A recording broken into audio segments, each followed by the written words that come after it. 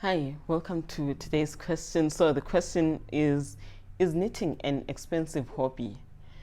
So the short answer is, well, it can be cheap or expensive depending on what you're willing to spend on the hobby itself. So if knitting is just your hobby and you're just knitting for fun, what you spend on it will vary greatly on your personal choices as a knitter.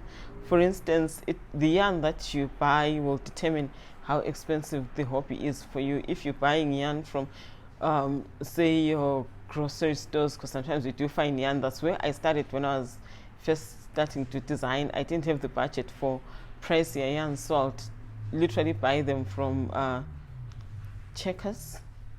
I think my first designs, I used yarn that I bought from Checkers. It was just a packet of 5 balls of yarn. They were acrylic yarn, and that's what I could afford at the time, and that's what I bought.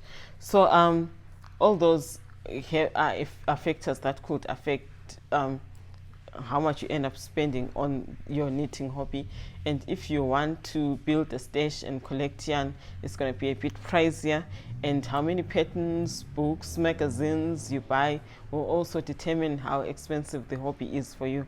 And you know, as you go further into attending retreats, festivals, so all those things do have an impact on how expensive the knitting hobby is. But I think when it comes to looking at knitting, we shouldn't really isolate it as a separate hobby, because all hobbies can actually be expensive or less so, depending on the choices you make or what you prefer to do or how much you're willing to spend on that hobby. And also affordability. If you can't afford a lot, you have to spend less. So I'll give you an example. 2 years ago, I started taking piano lessons. So I'm studying jazz piano as a hobby on the side. And I noticed that, you know, when I was thinking about this question, I realized that how much I spend on it also determines how expensive it can get.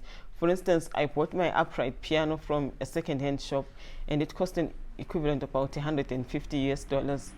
But you can go for a more expensive digital keyboard or a baby grand. So it can get more and more expensive depending on the choices you make or whatever you're willing to spend on that hobby.